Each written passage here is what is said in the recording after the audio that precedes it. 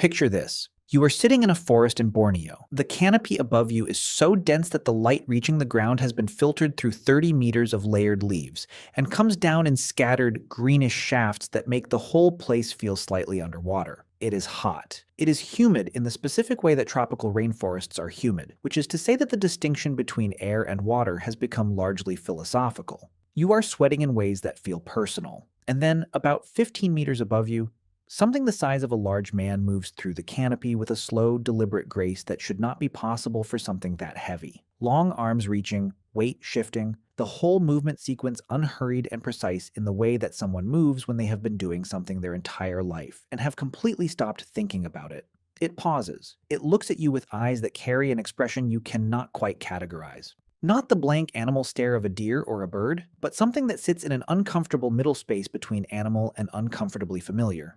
It looks at you the way someone looks at a stranger on a train who has been staring at them for slightly too long. Then it moves on, disappearing into the canopy with the efficiency of an animal that has no reason to care about your reaction and a schedule of its own to keep.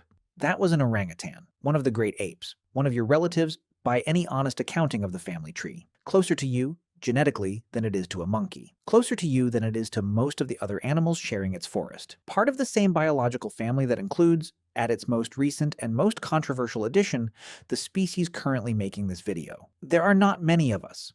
The apes, that is. For a group that has been on this planet for tens of millions of years, the living apes are a surprisingly small roster. Depending on how you count and which taxonomic framework you use, there are somewhere between 20 and 26 living ape species, spread across Africa and Asia, covering an enormous range of body sizes, social structures, ecological strategies, and cognitive capabilities. Some of them are among the most studied animals on Earth.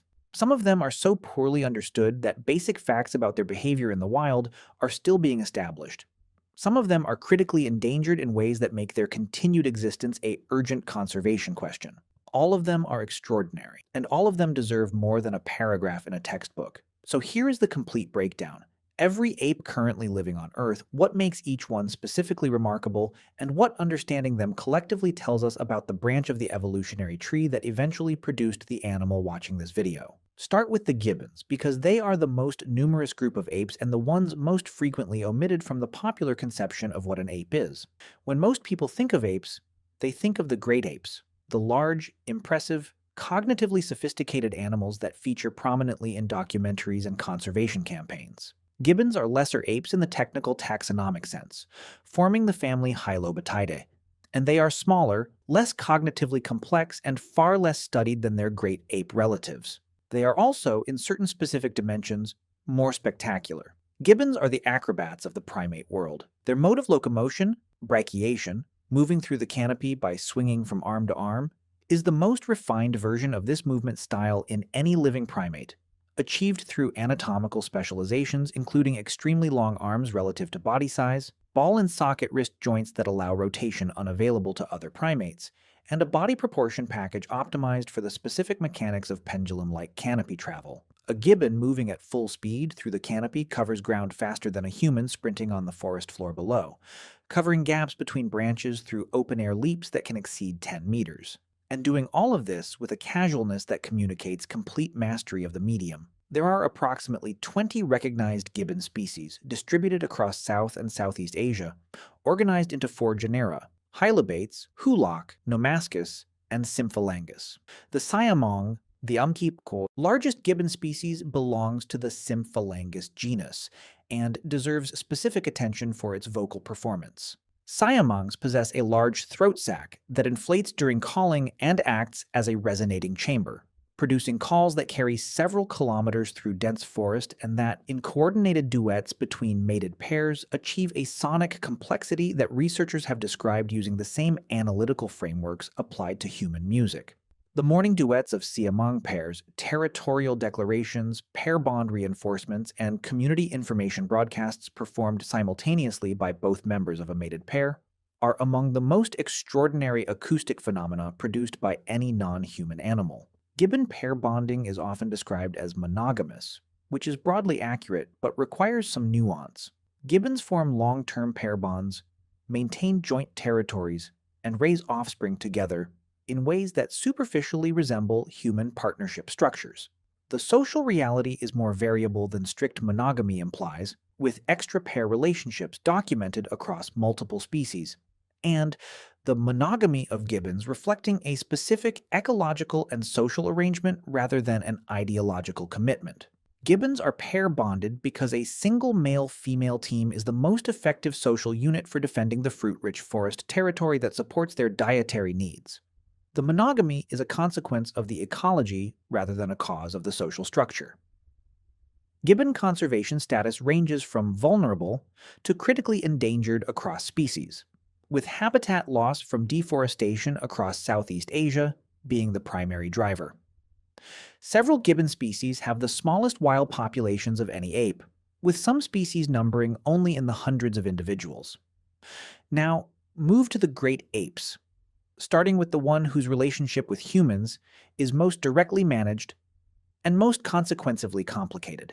The chimpanzee, pan-troglodytes. Chimpanzees share approximately 98.7% of their DNA with humans, a genetic proximity that makes them the closest living relatives of our species, and that generates a set of uncomfortable implications that biology keeps producing whether or not everyone is comfortable examining them. Chimpanzees are distributed across equatorial Africa, in a range that once covered most of the forested and woodland zone across the continent's midsection, but that has been dramatically reduced by habitat loss and hunting. 4 subspecies are recognized: the common chimpanzee, the eastern chimpanzee, the Nigeria-Cameroon chimpanzee, and the western chimpanzee, with meaningful differences in tool use traditions, social behavior, and genetics between populations in different regions.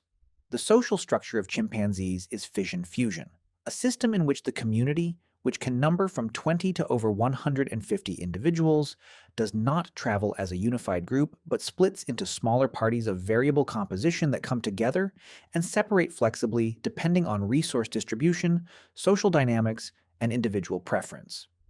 This requires sophisticated social intelligence, tracking the relationships, alliances, and current status of many individuals across a community, managing complex multi-level social hierarchies, and navigating the political landscape of a society where alliances shift and where social position has direct consequences for resource access and reproductive success.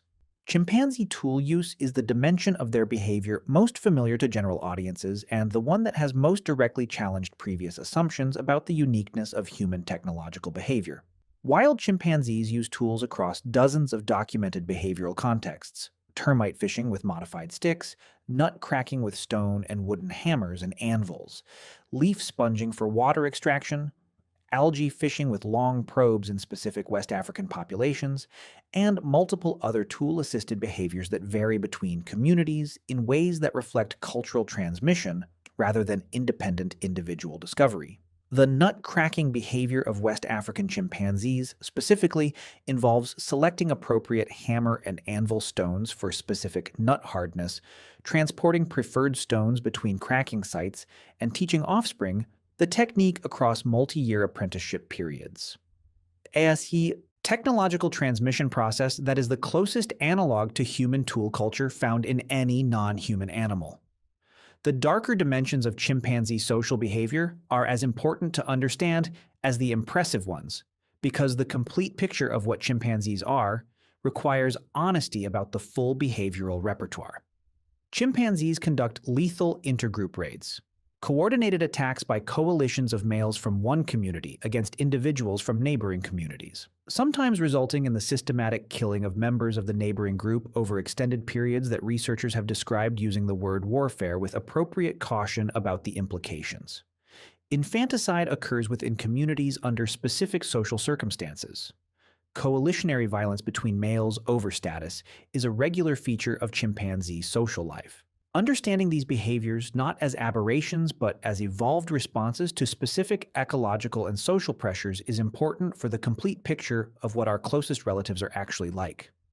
Bonobos, Pan paniscus, share the genus Pan with chimpanzees and are sometimes described as their mirror image.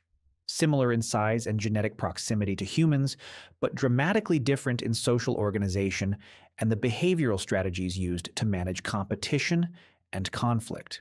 Bonobos are found only in the Democratic Republic of Congo, south of the Congo River, in a geographic range that has been isolated from chimpanzee populations by the river barrier, long enough for substantial behavioral divergence to develop. The social structure of bonobos is female-dominated in ways that have no parallel in chimpanzee society. Female bonobos form strong coalitions that exert collective influence over male behavior and resource access. A social arrangement maintained through extensive affiliative behavior, including the social use of sexual contact, that is the most distinctive and most discussed feature of bonobo behavior. Bonobos use sexual and quasi-sexual interaction across a range of social contexts: tension reduction, coalition maintenance, greeting, reconciliation after conflict, in ways that have been interpreted as a behavioral strategy for managing the social tensions that in chimpanzees are managed through aggression and dominance displays. The bonobo social system produces dramatically lower rates of lethal violence than chimpanzee society. No confirmed lethal intergroup raids have been documented in bonobos, in contrast to the well-documented pattern in chimpanzees. Whether this reflects a fundamentally different evolved social strategy or reflects gaps in bonobo research compared to the decades of intensive chimpanzee study is a question that researchers continue to examine. What is established is that the two species that share the closest genetic relationship to humans have evolved dramatically different solutions to the same basic primate social challenges, which says something interesting about the range of behavioral possibilities available within a given genetic proximity. Western gorillas, gorilla, and eastern gorillas, gorilla barangay, together constitute the largest living primates on Earth and the apes whose physical presence most dramatically exceeds what their behavioral reality would predict from a naive first impression. A silverback western lowland gorilla can weigh over 200 kilograms, a mass that, combined with a body shape and musculature unlike anything else in the primate family, produces an animal whose physical presence is arresting in a way that photographs and documentary footage only partially convey. The behavioral reality of gorillas in their social groups is considerably more peaceful than their physical capacity for violence would suggest. Gorilla groups, typically a single dominant silverback with multiple females and their offspring, though multi-male groups exist, are organized around the silverback's protective role rather than around the coalitionary competition and political maneuvering that characterizes chimpanzee society. Gorillas are primarily herbivorous, consuming enormous quantities of leaves, stems, and fruit, a dietary strategy that requires significant time and gut capacity for processing, but that is available in large quantities in their forest habitat without the competitive dynamics that arise around high-value, patchily distributed food sources. The chest-beating display of silverback gorillas is one of the most recognizable behaviors in the primate repertoire and one of the most misunderstood in popular culture. The display, which incorporates vocalizations, plant manipulation, ground slapping, and the iconic chest beating that produces the distinctive sound, is primarily a distance communication and assessment signal rather than a prelude to attack. Silverbacks use the display to advertise their presence and condition to other silverbacks, to potential rivals, and to their own group members, providing information about competitive ability without the costs of direct physical confrontation. Most encounters between silverbacks that begin with display do not escalate to contact aggression. The display itself resolves the assessment in most cases. Mountain gorillas, the most studied subspecies of eastern gorilla, have benefited from one of the more successful conservation interventions of the past several decades. Following population lows in the 1980s driven by habitat pressure and poaching, sustained conservation effort in the Virunga Massif region has produced a population recovery that represents one of the few cases of a great ape population increasing rather than declining. Mountain gorilla numbers have grown to over 1,000 individuals. Still a small and vulnerable population, but a meaningful recovery from previous lows. Cross-river gorillas, a subspecies of western gorilla, have no such recovery story. With a wild population estimated below 300 individuals in fragmented forest patches across the Nigeria-Cameroon border region, cross-river gorillas are among the most endangered primates on Earth, known more from camera trap footage and indirect evidence than from sustained direct observation, a conservation status that reflects how little time may remain for the kind of research investment that has benefited other great ape populations. Orangutans bring the geographic distribution of living great apes to Southeast Asia, with two species, the Bornean orangutan, Pongo pygmaeus, and the Sumatran orangutan, Pongo abeli, inhabiting the rainforests of Borneo and Sumatra, respectively, and a third species, the Tapanuli orangutan, Pongo tapanuliensis, described as recently as 2017 from a small population in the Batang Toru forest of northern Sumatra. Orangutans are the most solitary of the great apes, a social organization that reflects their dietary ecology. The forests of Borneo and Sumatra produce fruit in irregular patterns that require individual orangutans to maintain large home ranges and to track fruit availability across those ranges using spatial memory of impressive resolution and temporal depth. Adult male orangutans, in particular, are largely solitary outside of mating contexts, maintaining home ranges that overlap with multiple female ranges and that are defended through long calls. The most dramatic vocalization in the orangutan repertoire, produced by large males and audible over several kilometers of dense forest. By the way, if you want to go even deeper into the secret lives of ancient humans, I just launched a full course called The Secret Lives of Ancient Humans. 10 modules, 3+ hours of content covering everything we never talk about on YouTube. What they feared, how they communicated, what hunted them, and much more. Plus an exclusive PDF guide included. Link in the description. See you inside. The cognitive capabilities of orangutans are extensive and continue to be documented across research programs at field sites and in captive settings. Orangutans manufacture tools, using leaves as cups, sticks as probes, and in some populations using leafy branches as rain hats in behavior that has been interpreted as cultural transmission between individuals. Captive orangutans have demonstrated understanding of causal relationships, capacity for imitative learning, and in some research contexts have shown evidence of insight-based problem solving, the sudden solution of a problem that suggests cognitive reorganization rather than trial and error learning. The Tapanuli orangutan, described from a population of fewer than 800 individuals in a small forest fragment, is the great ape species in the most immediate danger of extinction. The population faces pressure from habitat conversion, and a proposed hydroelectric dam project in its range has raised conservation concerns about the viability of the population that have been extensively debated. The Tapanuli orangutan was described as a new species based on morphological and genetic differences from other Sumatran orangutans, and its formal recognition as distinct came with the simultaneous recognition that it may be among the most endangered large mammals on Earth. Humans, Homo sapiens, belong in this list because the honest accounting of what apes are requires including the ape that is currently having this explained to them. The tendency to discuss apes as a separate category from humans is understandable from a practical standpoint, but taxonomically inaccurate.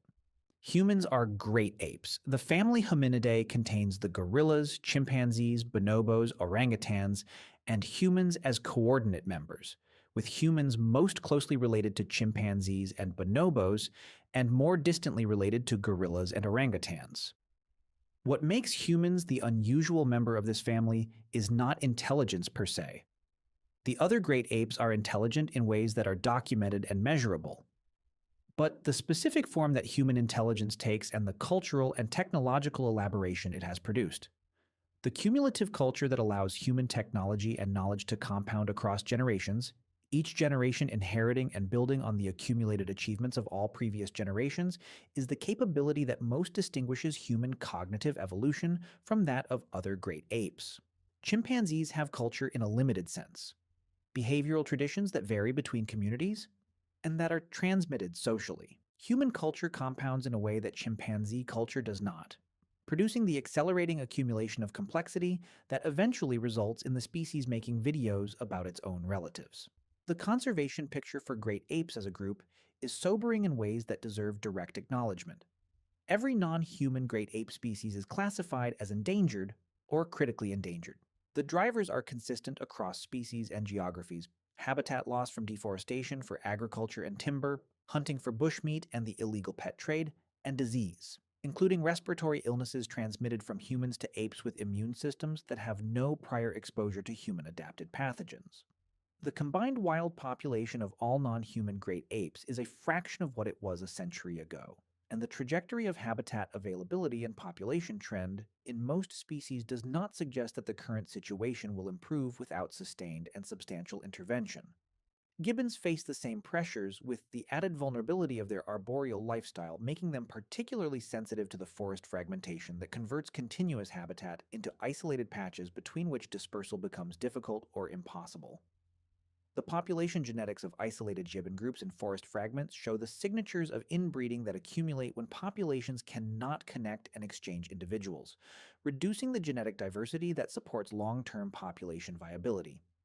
The relationship between all of these ape species and the humans watching this video is not abstract or historical. It is ongoing, immediate, and determined by decisions being made right now about land use, enforcement of wildlife protection, conservation funding, and the political will to prioritize the continued existence of the species most closely related to us on Earth. The family reunion of living apes is smaller than it should be, more endangered than it needs to be, and more dependent on the choices made by its most technologically capable member than is comfortable to acknowledge. Every ape alive on Earth today represents tens of millions of years of primate evolution. Specific ecological adaptations refined across evolutionary time, behavioral and cognitive capabilities that continue to reveal their depth to researchers who spend decades studying them, and a biological heritage that connects back to the same ancestral population that eventually produced the species now deciding whether to prioritize their continued existence. That species is us. The decision is ours. And the family, for all its complexity and all its challenges, is worth knowing properly before deciding what to do about it.